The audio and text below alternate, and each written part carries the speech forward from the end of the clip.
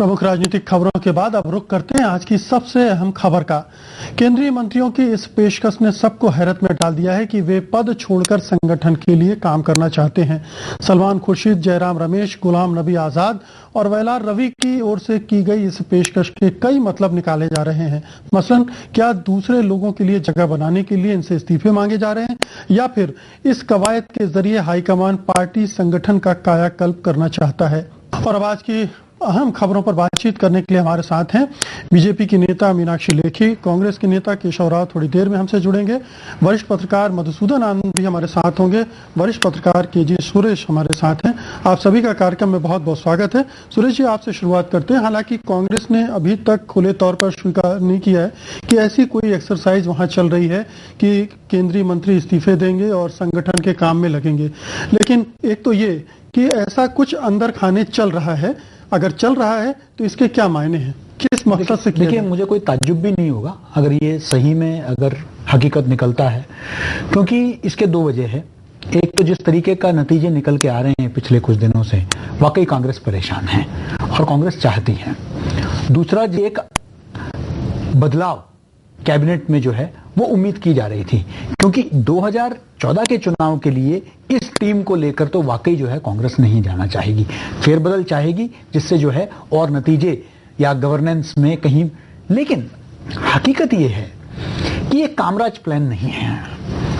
Kamaraj plan में जी उस वक्त के जो सरकार में थे वो भी कद्दावर थे और जिन्होंने छोड़ा वो भी कद्दावर थे। ये सब आधार पूरी तरह से कामराज प्लान नहीं हो सकता। आपके कहने का मतलब है कि मंत्रिमंडल में भी फेरबदल, संगठन में भी फेरबदल, और इसके जरिए सरकार की छवि भी ठीक करने की कोशिश हो सकती है, लेकिन ये कितना कामयाब होगा इस पर एक बहुत बड़ा प्रश्न चिन्ह है। सुरेश जी, चार मंत्रियों के नाम अभी आए हैं, उनमें से तीन ने खंडन भी कर दिया कि हमने ऐसा कोई खत नहीं लिखा है। दूसरी तरफ ये भी कहा जा रहा है कि ऐसे और भी मंत्री है, नारायण स्वामी का नाम भी आ चुका है, और भी मंत्री हो सकते हैं जो इस तरह की पेशकश कर सकते हैं और उन्हें सरकार से विड्रॉ किया जा सकता है। तो क्या इसका ये मतलब निकाला जाए कि कुछ जो सहयोगी संगठन हैं, सहयोगी दल हैं, वो जो मंत्री पद की उम्मीद रखे हुए उनको एडजस्ट करने की बात है, सरकार को थोड़ा और पुख्ता किया जाए, कुछ नए चेहरे देने की बात है वहां भी? नहीं, बिल्कुल। देखिए, इसमें कोई दो राय नहीं कि जब फेरबदल होगा तो जो और डिमांड भी कई दिनों से चल रही है, काफी दिनों से कैबिनेट रिशफल भी नहीं हुआ है, तो ये प्रेशर तो है ही।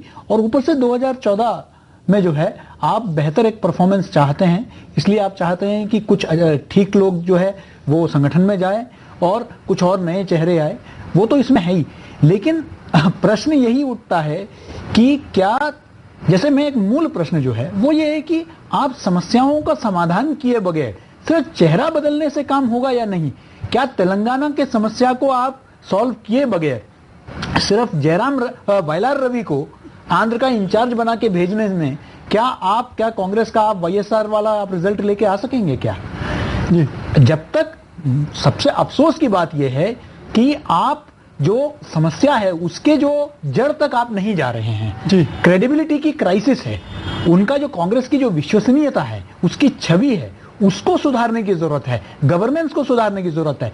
16 रुपए डीजल में बढ़ाकर आप चाहे किसी को भी कांग्रेस में संगठन में लाइए, आप बहुत ज्यादा आप उम्मीद नहीं कर सकते जनता से। जी सूरज जी, एक सवाल और है इससे जुड़ा हुआ कि एंटनी कमेटी बनाई गई थी विधानसभा चुनाव के बाद कि हार के कारणों की जांच के लिए, और उसने एक सजेशन ये दिया था कि संगठन कमजोर है हर जगह और इसीलिए आप अमेठी रायबरेली तक में नहीं जीत पाते हैं।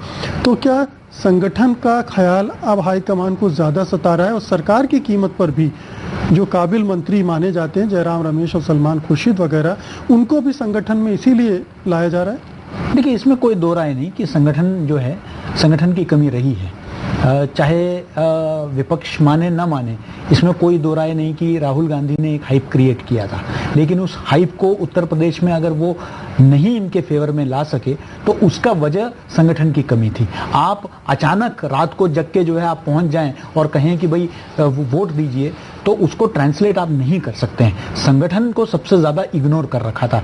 ज्यादा से ज्यादा कागजी नेता जो है ज्यादा कांग्रेस में हैं, जिनके आधार जो फैसला लेने वाले हैं वो जिनका कोई जनाधार नहीं है। तो इसलिए जरूरी है कि संगठन मजबूत हो और संगठन में जो है मजबूत नेता जाए, ये तो जरूरी है। लेकिन साथ ही मैं अल्टीमेटली बात यही कहता हूं कि ये कॉस्मेटिक, जैसे आपने शब्द का प्रयोग किया, वो बिल्कुल उचित है। ये तब तक रहेगा जब तक आप सब्सटैंशियल लोगों को नहीं दिखेगा कि चाहे वो भ्रष्टाचार हो या महंगाई हो, आप इन मामलों में जब तक आप कारगर कदम नहीं उठाएंगे, सिर्फ कॉस्मेटिक चेंज या संगठन से भी काम नहीं बनेगा। क्या एक आखिरी सवाल है इससे जुड़े हुआ, क्या कि सहयोगी दलों के लिए कुछ जगह बनाने के लिए भी ये कवायद हो सकती है? नहीं, बिल्कुल सहयोगी दलों को तो एडजस्ट करना ही चाहेंगे और कोशिश करेंगे कि और नए, क्योंकि उनके ये तो कांग्रेस एहसास कर चुकी है कि अकेले दम पर तो अब सरकार वापस नहीं आनी है, तो निर्भर तो ये इन पर है ही। तो ये जरूर चाहेंगे कि उनको खुश रखें, उनकी जो भी नाराजगी है। इसलिए आपने देखा कि हर फ्रंट में ममता ने जो मांगा उसको आपने सरेंडर करके दे दिया। जो हम कई बार भी चर्चा कर चुके हैं, ग्रामीण विकास मंत्रालय भी शायद उन्हें मिल जाए। बिल्कुल, वो कुछ भी समझौता कर सकते हैं, क्योंकि उनका है कि किसी भी कीमत में अपने जो एलाइज हैं उनको अपने साथ रखें। क्या हम ये भी मान सकते हैं कि मध्यावधि चुनाव के लिए भी एक तरह से तैयारी कर रही है कांग्रेस? मुझे नहीं लगता है कि ये कांग्रेस इस वक्त उसके लिए जाएगी, और अभी जो है, क्योंकि वो माहौल को भांप चुकी है और ये कोई समय नहीं है, ये तो पॉलिटिकल हाराकिरी होगी, खुदकुशी होगी इस वक्त। या मध्यावर्ती चुनाव जो है, इनको तो ज्यादा से ज्यादा समय ये मिले इनको और उसमें कुछ काम करें, ये प्रयास रहेगा। तो कांग्रेस में एक बड़े फेरबदल की तैयारी हो रही है। सरकार भी बदल सकती है, संगठन भी बदल सकता है, बहुत सारे लोग इधर से उधर और उधर से इधर आ सकते हैं, लेकिन ये चेंजेस, ये परिवर्तन कांग्रेस को और सरकार को सचमुच में कितना बदल पाएंगे, एक बहुत बड़ा क्वेश्चन मार्क, प्रश्नवाचक चिन्ह इस पर लगा हुआ है। आगे बढ़ते हैं। कांग्रेस पार्टी और यूपीए सरकार तेलंगाना के सवाल को लगातार टालती रही है। ऐसे में लोगों का गुस्सा बहुत बढ़ गया है और जनप्रतिनिधियों के जरिए इसका इजहार संसद में भी हो रहा है। खुद कांग्रेस के नेता अपनी पार्टी के रवैये से निराश हो चले हैं और इसकी बानगी संसद में भी दिखलाई दी। कांग्रेस ने ऐसे 8 सांसदों को निलंबित करके अपनी नाराजगी को जता दी है। अब अगर समस्या के समाधान के लिए उसने कुछ भी मंशा जाहिर नहीं की है, तो इसका क्या मतलब निकाला जाए? सुरेश जी?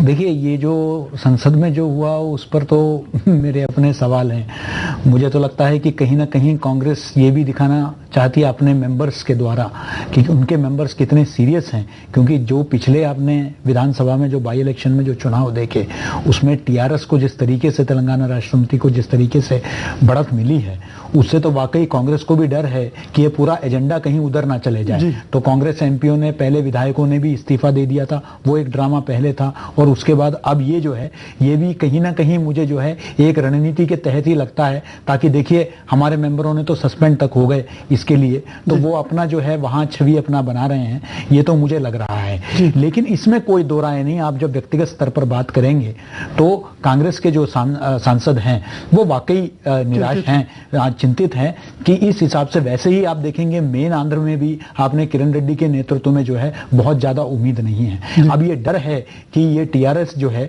अब आने वाले 2014 से पहले, और चिदंबरम ने, आपको याद होगा, आधी रात को एक अनाउंसमेंट किया था और उसके बाद जो बवाल मचा, और ये कई समिति बनी, समिति का भी रिपोर्ट आ गया जिसने 6 ऑप्शन दे दिए। तो इस तरीके के जो आए हैं, इससे एक समस्या को टालने का एक जो ये रहा है, दोहरा खेल खेल रही है। एक तरफ ये दिखाने की कोशिश कर रही है कि हम तेलंगाना के मसले पर सोच रहे हैं और दूसरी तरफ कुछ कर नहीं रही है। मीनाक्षी जी, कुछ टिप्पणी इस पर आपकी? जी, मेरी भी टिप्पणी यही है कि वो, क्योंकि 8 जो इनके एमपीज हैं, उनका एक तरफ उनको सस्पेंड करते हैं, दूसरी तरफ कहते हैं कि हम तेलंगाना के विषय में बहुत सीरियस हैं। तीसरी बात कि ऑपोजिशन भी तेलंगाना के विषय में एक स्टैंड रखता है कि तेलंगाना होना चाहिए, बनना चाहिए अलग, और ऐसे में सरकार कुछ करना नहीं चाहती, उस विषय को टालना चाहती है। तो सेंटर में छवि कुछ और, असली मंशा कुछ और स्टेट के अंदर यानी राज्य में कुछ और। तो ये डुप्लिसिटी और इस तरीके की जो हरकत है वो जनता समझती है। अभी वो जनता नहीं है कि आप जिस तरफ चाहें वो चल जाए, उनको सब समझ आ रहा है कि किस तरीके की रणनीति और राजनीति कर रहे हैं। जी सुरेश जी, इससे तो दोहरा नुकसान हो रहा होगा कांग्रेस का। वैसे ही आंध्र में हालत पतली हो गई है, जिस तरह से जगन रेड्डी का चल रहा है मामला, और ये इस तरह से टीआरएस के मामले को वो एक तरह से पका रही हैं। उनके लिए खिचड़ी ज्यादा बेहतर ढंग से पक रही है, अपनी पार्टी के पैरों पे कुल्हाड़ी मार रही है। नहीं, इनका देखिए प्रयास रहा कि उस मोमेंट को हाईजैक करने का कोशिश किया गया, लेकिन उसके बावजूद वहां के लोगों को समझ में आ गया है कि ये जो है, ये जो दोहरा जो खेल चल रहा है वो समझ गए हैं। कांग्रेस के सबसे बड़ी वहाँ समस्या ये है कि जो धनाढ्य हैं और जो दूसरे इलाके के हैं, चाहे वो रायलसीमा के हैं, कोस्टल के हैं, वो हावी हैं। और सबसे बड़ा मुद्दा है हैदराबाद को लेकर, जिसमें काफी वेस्टेड इंटरेस्ट है, जो चाहते हैं कि हैदराबाद उधर ना जाए। तो ये सब प्रेशर में कांग्रेस है। और इस पशोपेश में जो है आंध्र, याद रखें कि आंध्र के वजह से ही कांग्रेस यूपीए सरकार जो है वो आज यूपीए 2 अगर बनी तो वो बहुत बड़ी वजह से है, बहुत बड़ी वजह रही है। और ये बहुत बड़ी वजह बन सकती है, और ये बहुत बड़ी वजह बन सकती है यूपीए 2 की जो न लौटने की। बहुत बहुत शुक्रिया आपका, धन्यवाद मीनाक्षी जी, आपका भी अस्वस्थ होने के बावजूद आप इस कार्यक्रम में शामिल हुई, धन्यवाद आपका। राजनीति में आज बस इतना ही, मगर सत्ता के खेल को समझने समझाने के लिए हम कल फिर हाजिर होंगे। उम्मीद है कि आप भी हमारे साथ होंगे, क्योंकि राजनीति को बदलने के लिए राजनीति सीखना और राजनीति करना दोनों बेहद जरूरी है। और अब हमें अनुमति दीजिए, नमस्कार।